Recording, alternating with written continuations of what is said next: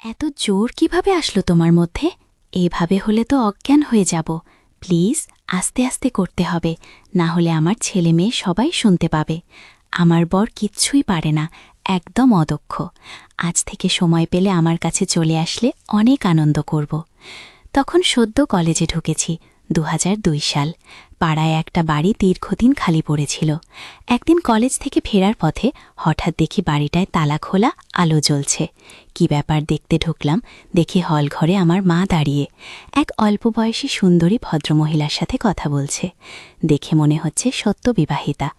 আমার তখন 16, 18 মহিলাগুড়ি কিংবা 22-এর বেশি হবে না, প্রায় আমারই মতো উচ্চতা। গায়ের রং ফর্সার দিকে, গঠনা সাধারণ, 4-5 কাপা বাঙালি মেয়েদের মতো, কিন্তু চোখ দুটো দেখে যেন মন জুড়িয়ে যায়। হঠাৎ ভেতরের ঘর থেকে এক ভদ্রলোক বেরিয়ে এলেন, সুপুরুষ চেহারা, 25 কিংবা 26 বয়স হবে। আমায় দেখেই বললেন, আরে তুমি তো ঋষি, তোমার মায়ের কাছে এতক্ষণ তোমার ব্যাপারে শুনছিলাম। তুমি তো পড়াশোনায় খুব ব্রিলিয়ান্ট, জয়েন্টে 225 র্যাঙ্কারা কি মুখের কথা? আমি শুভদীপ, আমার স্ত্রী কোয়েল। পরে জানলাম শুভদীপ তার বাড়ি মালদায়, আর কোয়েল বৌদির বাড়ি শিলিগুড়ির কাছে গ্রামে। শুভদীপ তো একটা নাম কোম্পানির সেলস ম্যানেজার, আর বৌদি গৃহিণী। সত্য বিয়ে হয়েছে। ওদের বাড়ি আর আমাদের বাড়ির মাঝে এক টুকরো ছোট্ট ফাঁকা জমি ছিল, আর ওদের বাড়ির পিছনে আর অন্য পাশে বেশ বড় পুকুর। ধীরে ধীরে দুবাড়ির সখ্যতা গড়ে উঠল। দাদা সকালে বেরিয়ে রাতে ফিরত, আমি মাঝে মাঝে বৌদির জন্য দোকান করে দিতাম। দাদা বৌদির সাথে ভালো বন্ধুত্ব তৈরি হতে লাগলো। পাড়ার আর কোনো ছেলের সাথে বৌদি কথা বলতেন না। সদ্য বিবাহিতা সুন্দরী বৌদি অনেকের ফ্যান্টাসির কারণ হয়ে থাকত, আর আমি হয়ে গেলাম অনেকের হিংসের পাত্র। একদিন শীতের দুপুরে আমি আর ভাই দুপুরে ছাদে ক্রিকেট খেলছি। একটা লুজ বল তুলে মারতেই সোজা উড়ে গেল দাদাদের বাড়ির দেয়ালের ভেতর। আমি মেরেছি, খেলার নিয়ম অনুযায়ী আমাকেই বল কুড়িয়ে আনতে হবে। অনেকক্ষণ বাকবিতণ্ডা করে গেলাম। খালি জমি পেরিয়ে আমি দেয়াল ডিঙে ঢুকে গেলাম। বল পেয়ে গেলাম হাতের সামনেই। বল তুলেই দেখি একটা বিড়াল প্রায় আমাদের বাড়ি ঢুকে ঘর নোংরা করে যায়। বিড়ালটাকে তাড়া করতেই পালালো। আমি ধাওয়া করলাম। এমন সময় আমি ঘুরে দাঁড়াতে যাব, হঠাৎ খোলা জানলা দিয়ে কেমন একটা আওয়াজ পেলাম। জানলা দিয়ে দেখলাম দাদার বৌদি কাজ করছে। পেছনে পুকুর বলে হয়তো জানলা বন্ধ করেনি। দুজনে কাজ করতে একদম ব্যস্ত। বৌদি কালো কুচকুচের একটা লাঠি ধরে কেমন যেন করছে। বন্ধুরা, তোমরা নিশ্চয়ই বুঝতে পেরেছ আমি কিসের কথা বলছি।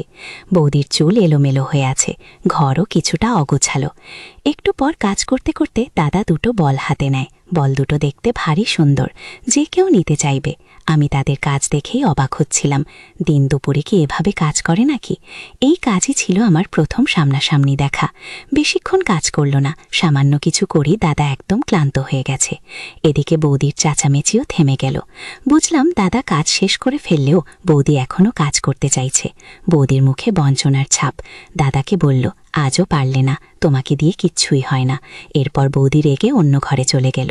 বুঝতে পারলাম বেশি ছোট আর দুর্বল লাঠি দিয়ে কাজ করতে পারে না দাদা। দাদা অপরাধীর মতো মুখ করে বসে গেল। আমি তাদের দেখে পালিয়ে এলাম চুপিসারে। এরপর থেকে বৌদিকে নিয়ে ভাবতে লাগলাম কিভাবে তাকে কাজে সাহায্য করা যায়। বৌদি আমাকে প্রায় স্নেহ করত, হাসি ঠাট্টা করত, কারণ আমি তখন একটু স্বাস্থ্যবান ছিলাম। চাকরি করার পর জিম করে চেহারা ভালো করেছি। সেদিন দুপুরের ঘটনা দেখার পর থেকে বৌদি সামনে আসলে আমার মধ্যে অদ্ভুত অনুভূতি হতো। কলেজে গার্লফ্রেন্ড হয়েছে, কিন্তু নিতান্তই প্ল্যাটনিক। হাত ধরাটাই বড় ব্যাপার ছিল। দুজনেরই অপরিণত বুদ্ধি। আর নাম কলেজে পড়তাম বলে ক্লাস ফাঁকি দিয়ে ঘোরার দোস্ত ছিল না। বাইরে চেনা কেউ দেখে ফেললে বাড়িতে বকনির ভয়ও ছিল। এর মধ্যে দোল এলো। আমি বেশি রং খেলি না। দোলের দিন সকালে বেল বাজল। দেখি কোয়েল বৌদির গলা। কাকিমা, আবির খেলবেন না? মা বলল, আগে রান্না শেষ করেই পুজো দিই, তারপরে তো। তবে রিশু যদি খেলে ওকে সঙ্গে নিতে পারো। আমি ঘরে বসেছিলাম। হঠাৎ সামনে একটা রং মাখানো হাত, আর পর মুহূর্তে ওটা আমার মুখে অতর্কিতে আক্রমণ। আমিও কিছু বোঝার আগে দেখি বৌদি পালাচ্ছে। আমি টাওয়া করলাম, কাকিমা বাঁচান, দেখুন রিশু কেমন তাড়া করেছে। মা হাসছে। বৌদিকে সিঁড়ির নিচে ধরে ফেললাম। রাস্তা আটকে, এইবার কোথায় যাবে? বৌদি বলে, ছেড়ে দাও প্লিজ, ঘরে কাজ আছে, কাজ শেষ করে খেলব। খুন করা ঝিলিক চোখে আমার রং। ওপরে রয়ে গেছে দেখি বৌদির কোমরের রঙের প্যাকেট। এক ছু মেরে রং নিয়ে মাথায় ওপর করে গালে দিলাম। বৌদি তাল সামলাতে গিয়ে একটু পড়ে গেল, সাথে একটু অগোছালো হয়ে গেল। আমি তো পুরো অবাক হয়ে গেলাম। বৌদির কাছে দুটো রঙিন পানি ভরা বেলুন। বেলুন দুটো বেশ বড় দেখাচ্ছিল। বন্ধুরা, তোমরা নিশ্চয়ই বুঝতে পেরেছ কিসের কথা বলছি। একটু পর বৌদি নিজেকে সামলে নিল। আমিও দরজা খুলে দিলাম। এর মধ্যে মা এসেছে। বৌদি বলে, যা দুষ্টু ছেলে, বেশি বার বেড়েছে। সেদিন খুব হোলি খেললাম, বৌদিকেও রং দিয়ে এলাম। সেদিন রাতে শুয়ে শুয়ে সারাদিনের কথা ভাবতে ভাবতে ঘুমিয়ে গেলাম।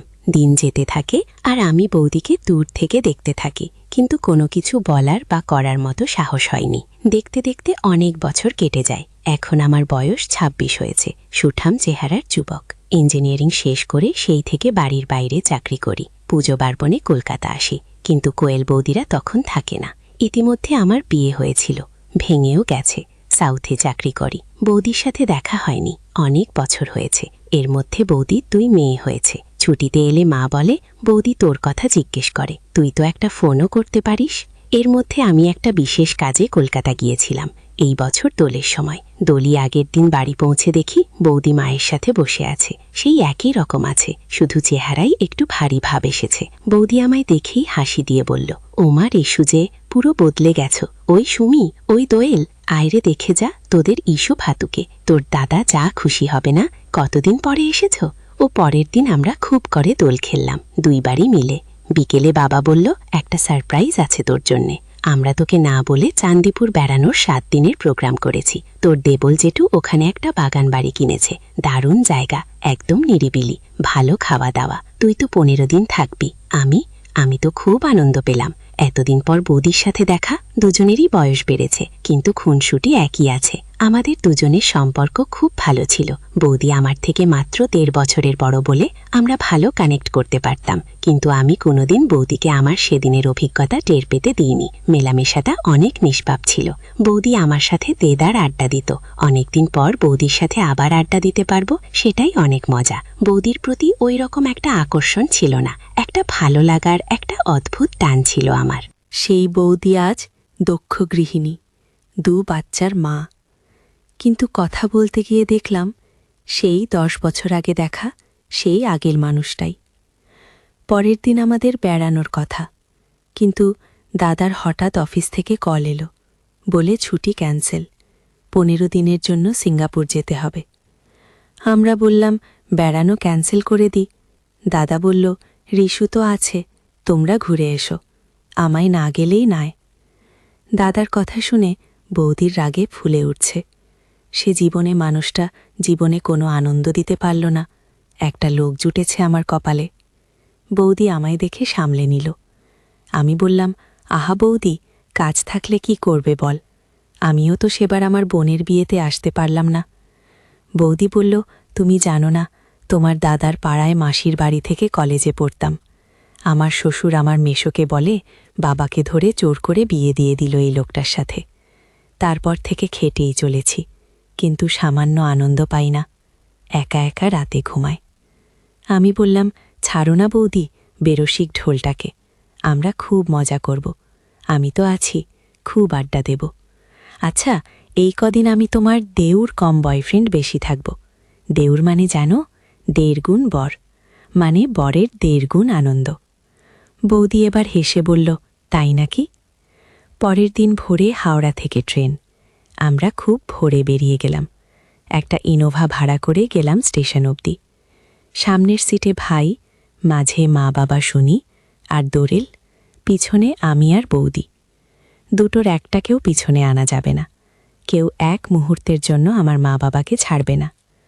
বৌদি একটা মুচকি হাসি দিল, ফিসফিস করে বলল, আমি এখন 7 দিন তোমার গার্লফ্রেন্ড, মনে আছে তো? আমি বললাম, সে আর ভুলতে পারি? এই 7 দিন তুমি আমার থেকে যা খুশি আবদার করে নিতে পারো, আমি তোমার সব দাবি পূরণ করব। ট্রেনে উঠে গেলাম, এসি কোচ। আমাদের সিটগুলো একদম পিছনের দিকে পড়েছে, লাস্ট 2টো রো, সামনের 6টা আর পিছনের 2টো। কিন্তু আমরা 7 জন এসেছি, কারণ দাদা আসতে পারেনি। উঠেই ট্রেন ছাড়তেই সকলে ঘুমিয়ে পড়ল। অনেক ভোরে উঠে আসতে হয়েছে। তার আগে মা আর বৌদি মিলে খাবার তৈরি করেছে। বাচ্চা দুটো ঘুমিয়ে গেলই, উঠেই মা বাবাও ঘুমিয়ে গেল। আমি আর বৌদি টুক করে লাগলাম। বৌদি বলল, তুমি কিন্তু ঘুমাতে পারবে না, আমায় সময় দিতে হবে। আমি বললাম, এই 7 দিন সব সময় তোমার হয়ে থাকব। বৌদি আমার বলল, রিশু, বিয়ের পরে আমার একমাত্র বন্ধু ছিলে তুমি। নিজের সব কিছু ছেড়ে এখানে এসে গেলাম। সব কিছু নতুন। তুমি তখন আমার জন্য অনেক করেছ। আমি বললাম, বৌদি, আমি তো শুধু আড্ডা মারতাম আর একটু আধটু দোকান করে দিতাম, এই আর এমন কি। না গো, তোমার সাথে কথা বলে আমি খুব হালকা হতাম। সব কিছু তোমায় বলতে পারি না, কিন্তু সবার জীবনে একটা ফাঁকা জায়গা থাকে। তোমার বন্ধুত্ব আমার ফাঁকা জায়গাগুলো অনেক ভরে দিয়েছে। এই কবছর তোমার সাথে দেখা হয়নি বৌদি, তাও তো কিছুই বদলায়নি, আমরা একই রকম আছি। Thank you Rishu. বৌদি ইমোশনাল হয়ে যাচ্ছে দেখে আমি হাতে চিমটি কেটে দিলাম। বৌদি একটা খুন করা চোখের ঝলক দিল। আমিও হাতে ছুরি ধরে বুকে মারার মতো অভিনয় করে বললাম, তোমার নজর যেন বুকে ছুরি চালায়। আহা, দাদার কি ভাগ্য, এই নজর প্রতিদিন দেখতে পায়। এই দিক থেকে দেখতে গেলে দাদার থেকে তোমার ভাগ্য বেশি ভালো। দাদার থেকে তুমি বেশি পেয়েছ। এটা কিছু স্পেশাল মানুষের জন্য রিজার্ভ করা। তোমার দাদাকে আমি সেই স্পেশাল জায়গাটা দিতে চেয়েছিলাম। ও আমার স্বামী হতে পেরেছে, বন্ধু হতে পারেনি। আমি এখনো অবধি তোমার দাদার থেকে কিছু আবদার করিনি। সংসার, বাচ্চা সব কিছু নিয়েই আমার জীবন বয়ে যাচ্ছে। নিজের চাহিদার জায়গাটুকুও নেই। আমি বললাম, ছাড়ো না বৌদি, এখন বেড়াতে যাচ্ছ। এসব ভুলে থাকো তো, আমি তো আছি। সে বলল, ছাই, আছো কেমন বয়ফ্রেন্ড তুমি? জীবনে কি প্রেম করনি? জানো না গার্লফ্রেন্ডের সাথে কি কি করতে হয়? মনে মনে বললাম, পরে টের পাবে কেমন আমি। বৌদি বলল, জানো, আমার কলেজ লাইফে একটা বয়ফ্রেন্ড ছিল। সেই হিসাবে তুমি আমার দ্বিতীয় বয়ফ্রেন্ড। আমরা পার্কে ঘুরতে যেতাম। একদিন বাড়িতে এসেছিল, কেউ ছিল না। সেদিন অনেক কিছু হয়েছিল, কিন্তু আমার মজা তো পাইনি। উল্টে এমন বাধা পেয়েছিলাম যে কিছু করার আগেই আমি ওকে অন্য ঘরে চলে গিয়েছিলাম। বৌদির চোখের কোণে জল চিকচিক করে উঠল। খুনসুটি করতে করতে চলে এলাম গন্তব্যে। জেঠুর বাগানবাড়িটা বেশ বড়, খোলামেলা, বড় জানলা লাগোয়া, পুকুর, সামনে লন, তাতে স্লিপ, ঢেকি লাগানো, দোলনাও আছে।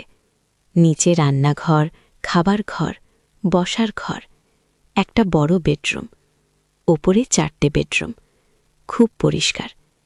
জেঠু এই বাড়িটা পিকনিক, বিয়ে এসবের জন্য ভাড়া দেন, আর মাঝে মধ্যে নিজে এসে থাকেন।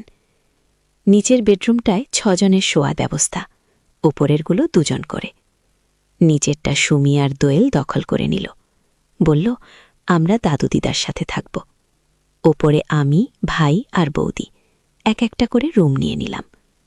রুমগুলোর পিছনে বারান্দা, বারান্দাগুলো জোড়া, একটা থেকে আরেকটায় অনায়াসে যাওয়া যায়। প্রত্যেক রুমে লাগোয়া বাথরুম আছে। বাচ্চা দুটো চলে গেল খেলতে। ভাই খুব খুব ঘুমকাতুরে, ঢুকেই ঘরে খিল দিল। মা আর বৌদি লেগে গেল জোগাড় করতে। কাজের লোক বলল, মাঝে আমরা সব করে নেব, আপনারা বিশ্রাম নেন গিয়ে। ওরা ঠকতেই দিল না। বাবা বসে গেল বই নিয়ে। আমি সমুদ্রের ধারে গিয়ে ছায়া দেখে বসলাম। বাগান, বাগানের পরে বিচ, তারপরে সমুদ্র। দুপুরে আমি আমার ঘরে ঢুকে গেলাম। ঘরে ঢুকেই দরজা দিতেই বারান্দার দরজায় টোকা। বুঝতে অসুবিধা হল না, বৌদি এসেছে। তরঘুড়ি দরজা খুলে ঘরে ঢুকিয়ে নিলাম। জানলা বন্ধ করে এসি চালিয়ে নিলাম। বৌদি জানলার কাছে দাঁড়িয়ে সমুদ্র দেখতে লাগল। আমার আর বৌদির ঘর পাশাপাশি। বাইরে হলরুম, আর হলের উল্টো দিকে 2টো বেডরুম। ওর একটাতে ভাই আছে। আমি বৌদির কাছে এসে পিছনে দাঁড়ালাম। বললাম, কিছু কাজ জমে আছে, সেগুলো করতে হবে। ধীরে ধীরে আমরা কাজ করতে শুরু করলাম। বৌদিকে বললাম, চিন্তা করো না, আমি দাদার মতো এত তাড়াতাড়ি ক্লান্ত হয় না। আমার কথায় বৌদি খুব খুশি হল। কাজের সময় অনেক শব্দ হচ্ছিল, তবু খুব আস্তে আস্তে করছি, যাতে বাইরে কেউ টের না পায়। আমরা কাজ চালিয়ে যেতে থাকলাম। 2 ঘন্টা কাজ করার পর অনেকটাই এগিয়ে এসেছে। অনেক ক্লান্ত লাগছিল, তাই বিশ্রাম নিয়ে নিলাম। রিশু এই প্রথম কারোর সাথে কাজ করে ভালো কাটছে। সময় পেলেই এভাবে আমাকে সাহায্য করবে।